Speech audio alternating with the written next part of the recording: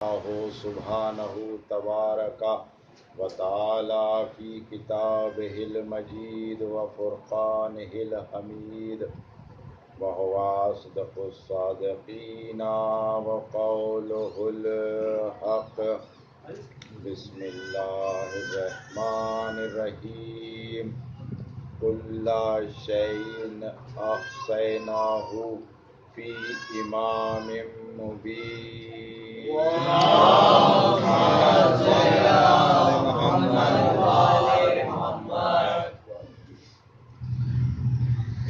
قرآن مجید کے سورہ یاسین کی یہ 12ویں آیت، جس کی تلاوت کا شرف ابھی میں نے حاصل کیا.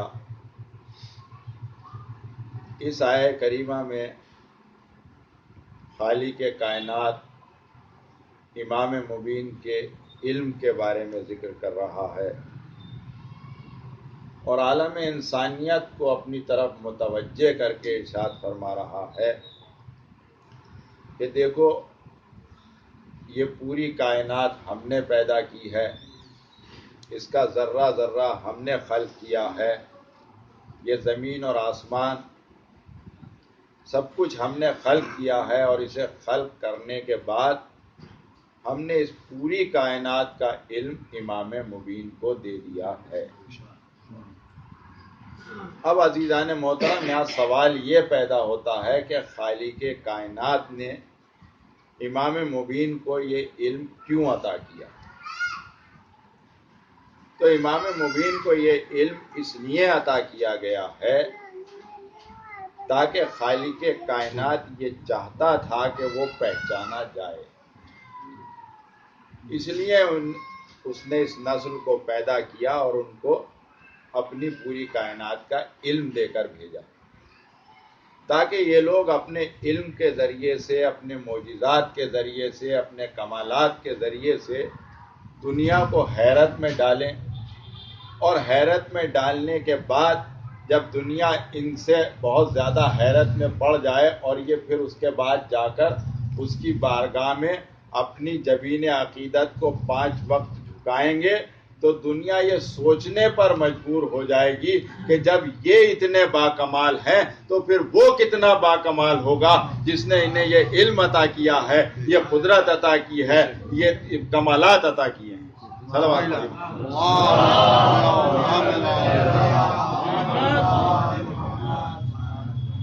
اس نے یہ علم اس لیے عطا کیا کہ تاکہ اسے لوگوں کو معرفت پروردگار حاصل ہو سکے، ان کے کمالات کے ذریعے سے، ان کے علم کے ذریعے سے. تو اب دیکھیے کہ وہ کون لوگ ہیں کہ جن کے ذریعے سے اللہ کی پہچان ہوتی ہے، اللہ کی معرفت لوگوں کو حاصل ہوتی ہے. ہمارے اور آپ کے 5ویں امام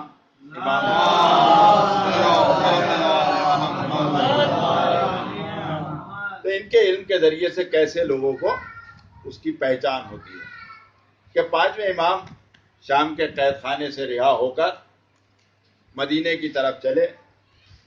ابھی دمشق کی سرحدوں میں ہی تھے کہ ایک جگہ سے امام کا گزر ہوا، تو وہاں پر آپ نے دیکھا کہ بہت سارے لوگ ایک جگہ پر اکٹھا ہیں، اور ایک عمارت ہے جس کی طرف وہ اپنا رخ کیے ہوئے بیٹھے ہیں، اس عمارت کی طرف دیکھ رہے ہیں.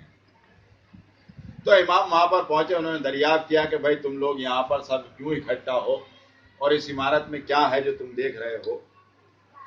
تو کسی نے جواب دیا کہ یہ عمارت جو ہے ایک راہب کا معبدہ ہے، ایک راہب کا عبادت خانہ ہے، اور اس راہب کی خاصیت یہ ہے کہ وہ سال بھر تک اس کے اندر عبادت کرتا رہتا ہے. سال کے 365 دن تک کبھی وہ اس سے باہر نہیں آتا. صرف ایک دن ایسا ہوتا ہے کہ جب وہ اپنے اس عبادت خانے سے باہر آتا ہے، اور جب وہ باہر آتا ہے تو لوگوں کے سوالوں کے جواب دیا کرتا ہے. بس یہ لوگ اپنے اپنے سوال لے کر یہاں پر آ کر اکٹھا ہوئے. تو جب امام نے یہ سنا تو آپ بھی ایک مقام پر وہیں پر بیٹھ گئے لوگوں کے بیچ میں. وقت مقررہ پر دروازہ کھلا اور وہ راہب اس دروازے سے برآمد ہوا. انتہائی ضعیف ہو چکا تھا، کمر جھکی ہوئی تھی، بھویں تک سفید ہو چکی تھی، عصا کا سہارا لیے ہوئے آہستہ آہستہ وہ اپنے عبادت خانے سے باہر آیا، اور آنے کے بعد اس نے پورے مجمع پر ایک طائرانہ نظر ڈالی. پورے مجمع پر اس نے نظر گھمائی، اور نظر گھماتے گھماتے ایک جگہ پر جا کر اس کی نظر ٹھہر گئی. ایک جگہ پر جا کر اس کی نظر رک گئی. آپ سمجھ گئے ہوں گے کہ کہاں رکی؟ پانچویں امام کے چہرے پر. امام کے چہرے پر جا کر اس کی نظر رکی اور اس نے بے ساختہ پوچھا کہ کیا آپ ہم میں سے ہیں؟ کیا آپ ہم میں سے ہیں؟ امام نے کہا کہ نہیں، میں تم میں سے نہیں ہوں، میں امت محمدی میں سے ہوں. کتنا بڑا مجمع تھا، کتنے لوگ تھے، یہ تاریخ میں نہیں لکھا ہوا، لیکن ہاں بہت بڑا مجمع تھا. پورے مجمع پر اس نے نظر گھمائی، کہیں پر نظر نہیں رکی. رکی تو صرف ایک جگہ پر جا کر رکی، امام کے چہرے پر. اس راہب کا پورے مجمع پر نظر کا نہ ٹھہرنا اور خالی امام کے چہرے پر نظر کا ٹھہرنا اور یہ سوال کرنا کہ کیا آپ ہم میں سے ہیں، اس بات کی دلیل ہے کہ الہی نمائندہ ہمارے جیسا نہیں ہوتا. الہی نمائندہ عام انسانوں جیسا نہیں ہوتا، ورنہ اتنے مجمع میں کہیں بھی نظر ٹھہر سکتی تھی. رکی تو صرف امام کے چہرے پر، یعنی مجمع میں سب سے الگ چہرہ نظر آ رہا تھا. بس بے ساختہ پوچھا کہ آپ کیا یہاں پر کچھ پوچھنے کے لیے آئے ہیں؟ امام نے کہا نہیں، میں پوچھنے کے لیے نہیں آیا. پھر اس نے پوچھا کہ آپ یہ بتائیے کہ آپ امت محمدی میں علماء میں سے ہیں یا معاذ اللہ جہلا میں سے؟ اب دیکھیے یہ سوال کس سے کیا جا رہا ہے؟ یہ سوال اس سے کیا جا رہا ہے جسے خالق کائنات نے علم کل دے کر بھیجا ہے. پوری کائنات کا علم دے کر بھیجا گیا ہے. ان سے سوال ہو رہا ہے کہ آپ علماء میں سے ہیں یا معاذ اللہ جہلا میں سے ہیں. تو امام کا جواب کیا ہونا چاہیے تھا؟ امام کو تو یہی جواب دینا چاہیے تھا کہ میں تو پوری کائنات کا علم رکھتا ہوں، تجھے جو پوچھنا ہے مجھ سے پوچھ لے. تو لوگوں کے سوالوں کا جواب دیتا ہے، میں تیرے سوالوں کا جواب دوں. لیکن نہیں، امام نے یہ جواب نہیں دیا. آج کل 2-4 کتابیں پڑھ کر اپنے آپ کو علامہ، مولانا یا عالم دین کہلانے والے لوگ امام کے اس جواب سے سبق لیں کہ جو پوری کائنات کا علم رکھتا ہے اس سے یہ پوچھا جا رہا ہے کہ آپ عالم ہیں یا معاذ اللہ جاہل ہیں. تو امام نے کیا جواب دیا؟ امام نے جواب دیا کہ بس یہ سمجھ لے کہ میں جاہل نہیں ہوں. بس یہ سمجھ لے کہ میں جاہل نہیں ہوں. تو اس نے کہا کہ تو پھر آپ عالم ہوں گے. تو امام نے کہا کہ اب یہ تیری مرضی ہے، تو جو چاہے سمجھ لے. کہا آپ جب کچھ پوچھنے نہیں آئے ہیں تو کیا میں آپ سے کچھ پوچھ سکتا ہوں؟ بس اب جیسے ہی یہ سوال ہوا تو فوراً وارث منبر سلونی نے اپنے دادا جان کے ہی لہجے میں جواب دیا کہ اب تجھے جو پوچھنا ہے وہ پوچھ لے، جہاں سے چاہے پوچھ لے.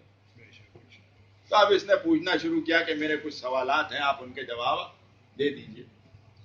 امام نے کہا پوچھ. اس نے پوچھنا شروع کیا کہ آپ مسلمانوں کا یہ عقیدہ ہے کہ جو لوگ جنت میں جائیں گے وہ جنت کے میوے کھائیں گے اور میوے کھاتے چلے جائیں گے، جتنا ان کا دل چاہے گا وہ کھائیں گے، لیکن وہ میوے ان کے جسم سے خارج نہیں ہوں گے. یعنی جیسے یہاں دنیا میں ہوتا ہے کہ کھاتے ہیں اور اس کے بعد وہ نکل جاتا ہے جسم سے، تو جنت میں اس طرح کی کوئی گندگی نہیں ہوگی. امام نے کہا ہاں، ہم مسلمانوں کا عقیدہ ہے اور یہ حقیقت ہے. اس نے کہا آپ کے پاس اس کی کوئی دلیل ہے؟ تو امام نے کہا کہ بتا کس طرح کی دلیل چاہتا ہے. اس نے کہا کہ دنیا میں کوئی ایسی مثال دکھا دیجئے تو میں آپ کی دلیل مان لوں گا. اچھا، اس زمانے میں مسئلہ کیا ہوتا تھا کہ لوگ سوال تو پوچھا کرتے تھے اماموں سے، اور امام کے لیے جواب دینا کوئی بڑی بات نہیں تھی، جواب دے دیا کرتے تھے. لیکن وہ جواب اس زمانے کے لوگوں کی سمجھ میں نہیں آیا کرتا تھا. جیسے اس سوال کا جواب ہے کہ وہ اس زمانے کے لوگوں میں سمجھ میں آنے کا کوئی سوال ہی پیدا نہیں ہوتا. اگر امام سے ہی پوچھ لیتے تو امام شاید بتا دیتے. تو اس نے یہ پوچھا کہ یہ بتائیے کہ دنیا میں کوئی اس کی مثال موجود ہے؟ تو امام نے کہا کہ شکم مادر میں پلنے والے بچے کو دیکھ لے، تجھے اپنے سوال کا جواب مل جائے گا. اب یہ امام نے جواب تو دے دیا، مگر اس زمانے کے لوگوں کی سمجھ میں کہاں آئے. جب 1400 برس سائنس نے ترقی کی، ایجادات ہوئے، الٹرا ساؤنڈ ایجاد ہوا، اور اس کے بعد انہوں نے الٹرا ساؤنڈ کے ذریعے سے یہ بتایا کہ شکم مادر میں بچہ کیسے پلتا ہے، غذا کیسے اس کے پیٹ میں جاتی ہے، وہ اس کے پیٹ سے خارج ہوتی ہے یا نہیں ہوتی. جب یہ ساری باتیں الٹرا ساؤنڈ کے ذریعے سے آج پتا چلی تو معلوم ہوا کہ 1400 برس پہلے جو امام نے جواب دیا تھا وہ اس زمانے کے لوگوں کی سمجھ میں نہیں آیا، مگر آج کے لوگ اسے سمجھ سکتے ہیں. صلوات پڑھیں.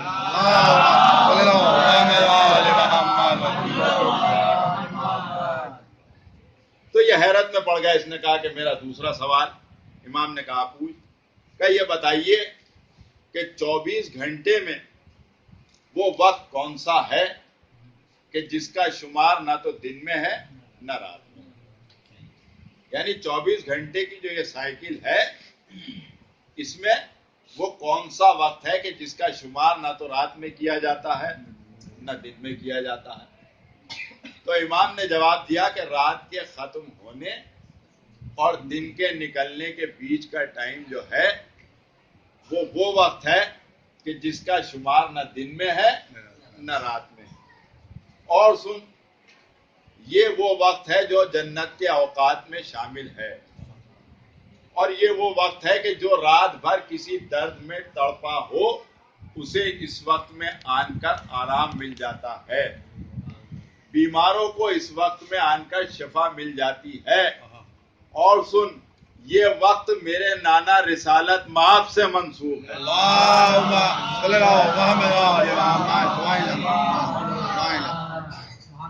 یہ وقت میرے نانا رسالت مآب سے منسوب ہے. اس نے کہا میرا اور ایک سوال ہے. امام نے کہا پوچھ.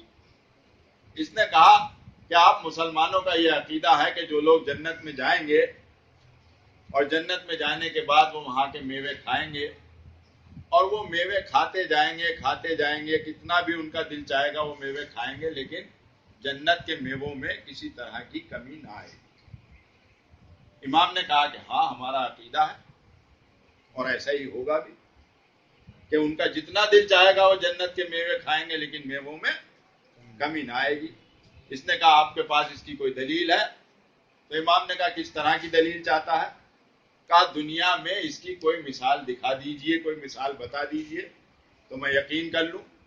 امام نے کہا کہ دیکھنا کیا ہے، مثال دینی کیا ہے، ابھی تجربہ کر کے دیکھ لے. ایک چراغ جلا کر لیا اور اس چراغ کو یہاں پر رکھ لے، اس کے بعد دوسرا چراغ لا اور اس چراغ سے اس کو روشن کر لے، پھر تیسرا چراغ لا، اس چراغ سے اس کو روشن کر لے، پھر چوتھا چراغ لا. اسی طرح سے ایک کے بعد ایک 10 20 50 100 1000 چراغ لاتا چلا جا اور اسی ایک چراغ سے ان چراغوں کو روشن کرتا رہو. ہزاروں چراغ روشن کرنے کے بعد اس پہلے چراغ کی لو پر نظر کر لینا.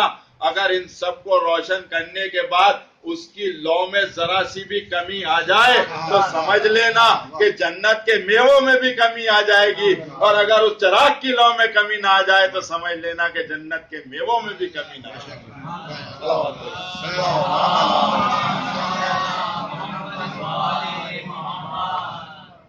اگر اس چراغ کی لو میں ذرا سی بھی کمی آ جائے تو سمجھ لینا کہ جنت کے میووں میں بھی کمی آ جائے گی. لیکن اگر وہ لو وہیں کی وہیں رہے تو پھر یقین کر لینا کہ جنت کے میووں میں بھی کمی نہ آئے گی. اس نے کہا میرا ایک سوال اور ہے. امام نے کہا وہ بھی پوچھ.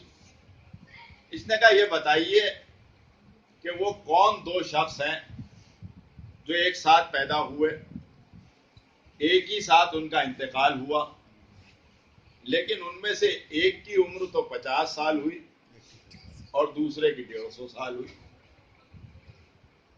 دونوں ایک ساتھ پیدا ہوئے اور دونوں نے ایک ساتھ انتقال کیا، لیکن ان میں سے ایک کی تو اس دنیا میں رہنے کی مدت 50 سال اور دوسرے کی 150 سال.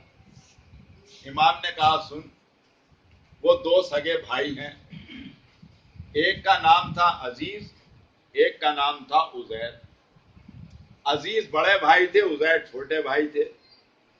عزیر اللہ کے نبی تھے.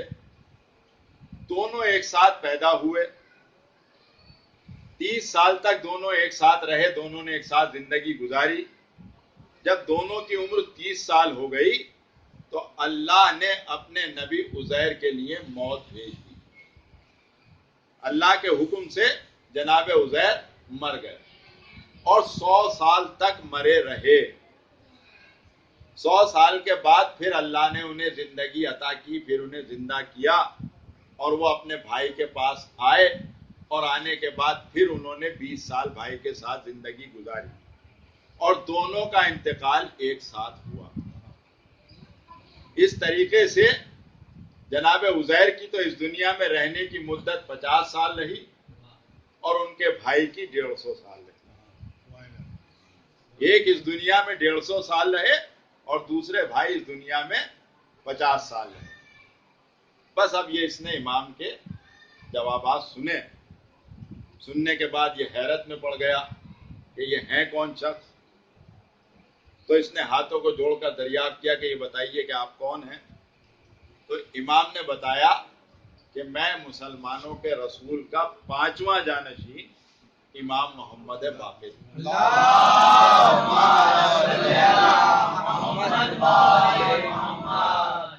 میں مسلمانوں کے رسول کا 5واں جانشین ہوں. بس جیسے ہی اس نے یہ سنا پھر اس نے مجمع پر نظر کی اور پورے مجمع کو دیکھنے کے بعد اس نے اعلان کیا کہ جب تک یہ دمشق کی سرحد میں ہیں کوئی میرے پاس سوال پوچھنے کے لیے نہ آئے.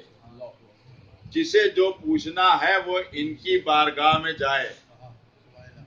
اور اس کے بعد اپنے عصا کو الگ کیا اور آہستہ آہستہ چلتا ہوا امام کے قریب آیا اور آنے کے بعد کہا کہ فرزند رسول اپنا ہاتھ بڑھائیے. امام نے ہاتھ بڑھایا، اس نے ہاتھوں کو بوسے دیے اور اس کے بعد کہا کہ فرزند رسول مجھے کلمہ پڑھائیے. امام نے کہا پڑھ لا الہ الا اللہ محمد رسول اللہ. بس اس راہب نے کلمہ پڑھا. بس اس نے کلمہ پڑھا اور مسلمان. یہ ہیں امام مبین کہ جن کے علم کے ذریعے سے لوگوں کو اس کی پہچان ہوتی ہے، معرفت پروردگار حاصل ہوتی ہے. عزیزو، آج 28 صفر قیامت کا دن ہے. 3 شہادتیں. پہلی شہادت رسول خدا کی اور دوسری امام حسن علیہ السلام اور تیسری شہادت اس بچی کی ہے جس کا نام تاریخ نے فاطمہ صغریٰ بتایا. خالق کائنات نے ان لوگوں کے لیے بہترین انتظامات کیے تھے. خود جناب سیدہ فرماتی ہیں کہ اللہ کی طرف سے ہمارے لیے یہ انتظام تھا کہ میرے بابا کا جب آخری وقت تھا، بابا مرض الموت میں مبتلا تھے، غشی کا عالم تھا، سر میرے زانو پر رکھا ہوا تھا. کسی نے آن کر دروازے پر دستک دی اور اجازت حضوری طلب کی. میں نے یہ سوچتے ہوئے کہ اگر میں اس کا جواب دیتی ہوں تو میرے بابا ابھی ابھی سوئے ہیں، ان کی نیند میں خلل پڑے گا. کوئی جواب نہیں دیا. آنے والے نے دوسری مرتبہ آواز دی، سیدہ پھر خاموش رہیں، مگر تیسری مرتبہ بی بی فرماتی ہیں کہ آنے والے نے ایسے دردناک لہجے میں آواز دی کہ میں برداشت نہ کر سکی اور بے ساختہ میری آنکھوں سے آنسو نکل گئے۔ آنسو نکلنا تھے کہ بابا کے چہرے پر پڑے۔ جیسے ہی آنسو بابا کے چہرے پر پڑے، بابا نے آنکھیں کھول دی۔ کیا دیکھا کہ سیدہ رو رہی ہیں۔ اللہ کے رسول کی بھی آنکھوں میں آنسو آ گئے اور کہا میرے لال تجھے کس نے اذیت دی؟ سیدہ تجھے کس نے تکلیف پہنچائی؟ بیٹا تجھے کس نے رلا دیا؟ بس ایک مرتبہ جناب سیدہ نے کہا کہ بابا میں تو نہ روتی، مگر ہاں دروازے پر کوئی ہے جو بہت دیر سے اندر آنے کی اجازت مانگ رہا۔ بھئی یہ سننا تھا کہ ایک مرتبہ پیغمبر اسلام نے بیٹی کے چہرے کو دیکھا اور دیکھنے کے بعد کہا میرے لال تو نے اسے پہچانا نہیں؟ سیدہ یہ وہ ہے جو ننھے ننھے بچوں کو یتیم کرنے سے پہلے کسی سے اجازت نہیں لیا کرتا، یہ عورتوں کو بیوہ کرنے سے پہلے کسی سے پوچھتا نہیں ہے، یہ ماں باپ سے ان کے جوان بیٹوں کو چھیننے سے پہلے کسی سے اجازت نہیں لیا کرتا۔ سیدہ یہ تیرے دروازے کا شرف ہے کہ ملک الموت بھی تیری اجازت کے بغیر اندر داخل نہیں ہو رہا ہے۔ میرے لال اسے اجازت دے دے، اس لیے کہ یہی مرضی الہی ہے، بس یہ سننا تھا۔ سیدہ نے اجازت دی، ملک الموت اندر داخل ہوا اور اس حجرے میں گیا جہاں پر اللہ کے رسول تشریف فرما تھے۔ حجرے میں جانے کے بعد ملک الموت نے اپنا کام کرنا شروع کیا اور سلسلہ نبوت کا آخری نبی اس دنیا سے پردہ کر گیا۔ بیٹی نے رونا شروع کیا اور اس طرح سے گریہ کیا کہ سیدہ باپ کی شہادت کے بعد زیادہ دن تک زندہ نہ رہ سکی، مگر ہاں عزیزو ادھر تو رسول نے اس دنیا سے پردہ کیا، ادھر آل رسول پر ظلم کا سلسلہ شروع ہو گیا۔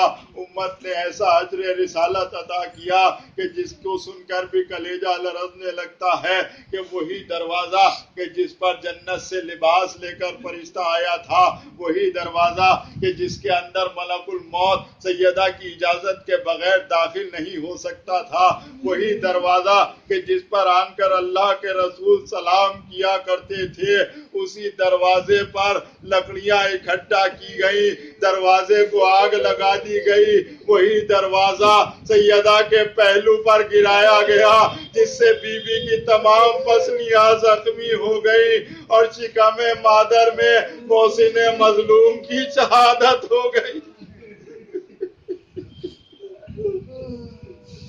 شکم مادر میں جناب محسن کی شہادت ہو گئی۔ ہاں عزیزو بس یہی سلسلہ، یہی ظلم کا سلسلہ آگے بڑھتا رہا اور اولاد سیدہ میں آیا۔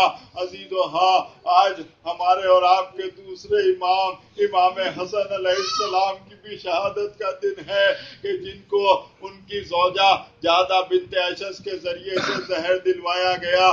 جادہ بہت دن سے موقع کی تلاش میں تھی کہ کسی دن موقع مل جائے تو امام حسن علیہ السلام کو زہر دے دیا جائے۔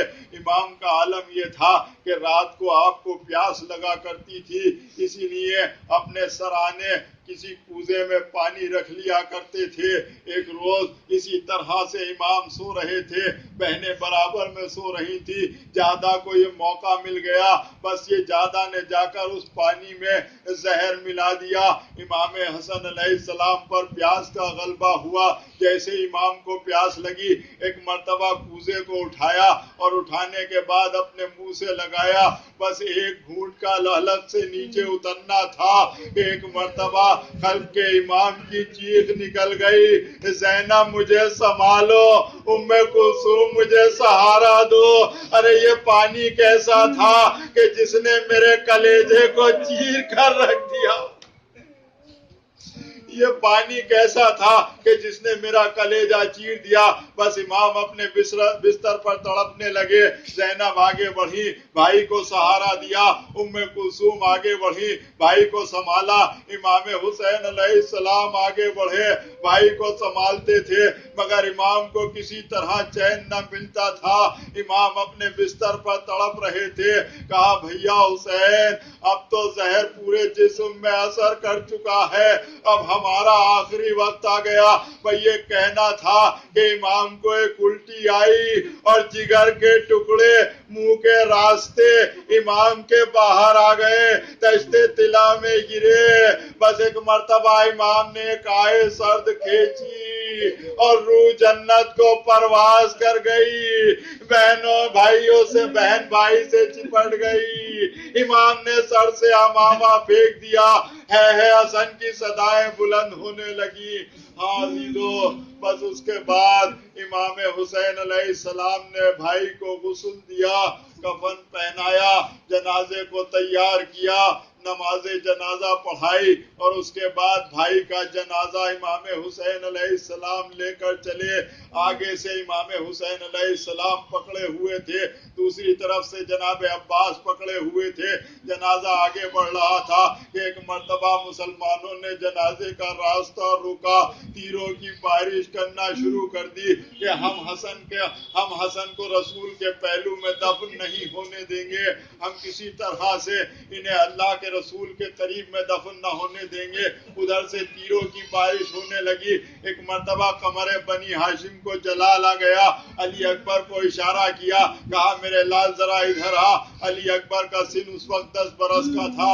ایک مرتبہ قریب بلایا اور بلانے کے بعد کہا ذرا بھیا کے جنازے کو سنبھال, میں ابھی آیا. اور یہ کہہ کر پلٹ کر تیزی سے گھر پر آئے, اور آنے کے بعد دیوار پر لٹکی ہوئی تلوار کو لیا اور آگے بڑھے. بس ادھر عباس تلوار لے کر آگے بڑھے. زینب سامنے آ گئی. کہا بھیا یہ تلوار لے کر کہاں جا رہے ہو؟ بھیا یہ تلوار لے کر کہاں جا رہے ہو؟ تم تو میرے بھیا کو دفن کرنے کے لیے گئے تھے, یہ تلوار کی ضرورت کیوں پڑ گئی؟ غازی اتنے جلال میں تھا کہ تلوار کو ایک طرف کیا, آج شہزادی کے قدموں پر رکھ کر کہا شہزادی آج اجازت دے دیجئے, میرے بھیا کے جنازے پر تیروں کی بارش ہو رہی ہے, زیادہ وقت نہ لگے گا. ابھی سب کو تہے دیکھ کر کے بھیا کو نانا کے قریب میں دفن کر کے اگر نہ پلٹوں تو مجھے علی کا بیٹا نہ کہنا. اگر اپنے بھائی کو نانا کے قریب میں دفن نہ کر دوں تو مجھے علی کا بیٹا نہ کہنا.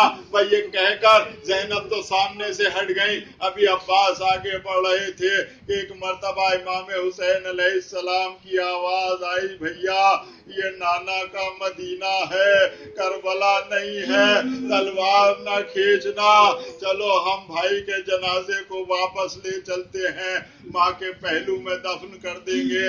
اور یہ کہہ کر امام حسین علیہ السلام بھائی کا جنازہ لے کر گھر میں داخل ہوئے.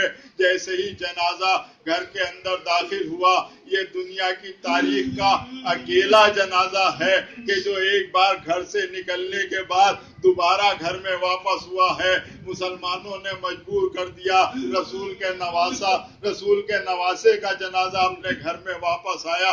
جیسے ہی زینب نے بھائی کے جنازے کو دیکھا, ایک مرتبہ سر پیٹ کر کہا بھیا میں نے تو اپنے بھائی کو سفید کفن پہنا کر بھیجا تھا, یہ کفن سرخ کیسے ہو گیا؟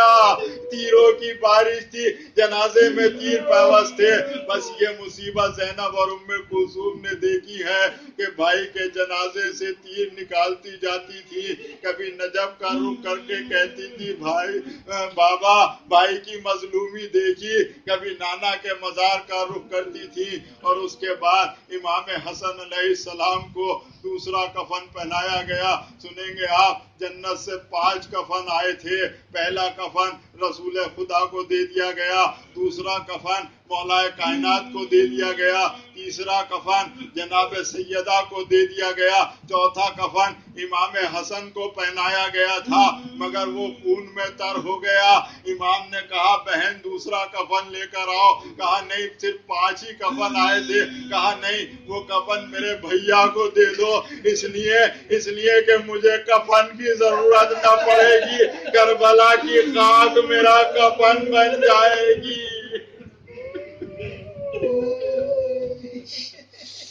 कफन पहनाया गया, हसन का जनाजा जन्नतुल बकी में ले जाकर जनाब सैयदा के करीब में दफन कर दिया गया। हाँ अजीजों, आज तीन शहादतें हैं, किस किस का जिक्र किया जाए, किसी की मजलूमी कम नहीं है। आज उस बच्ची की भी शहादत का दिन है कि जिसे इमाम हुसैन अलैहिस्सलाम मसलहतन मदीने में छोड़ कर गए थे और ये कहकर गए थे कि देख सुगरा, अगर कहीं पहुंचकर जरा सुकून मिला तो मैं अली अकबर को तुझे लेने के लिए भेजूंगा। पर ये कहकर इमाम तो मदीने से चले गए मगर सुगरा का आलम ये था कि रोजाना दरवाजे पर आकर बैठ जाती थी, अली अकबर का इंतजार करती थी और यही कहती थी अली अकबर कब आओगे, अली अकबर कब आओगे। बस इसी आलम में जब इमाम हुसैन अलैहिस्सलाम मदीने में सुगरा को छोड़ कर गए हैं तो तारीखों में ये लिखा है कि हुसैन अपनी एक बच्ची को छोड़ कर गए थे, यानी जनाब फातिमा सुगरा बहुत छोटी थी मगर जब ये काफिला पलट कर आया है तो तारीख ने लिखा है कि वही बच्ची असा के सहारे से चला करती थी, कमर झुकी हुई थी, सर के बाल सफेद हो चुके थे। एक रोज बशीर सदा देता हुआ आया, मदीने वालों मदीना रहने के काबिल नहीं रहा, हुसैन करबला में कत्ल कर दिए गए, लुटा हुआ काफिला वापस आ रहा है।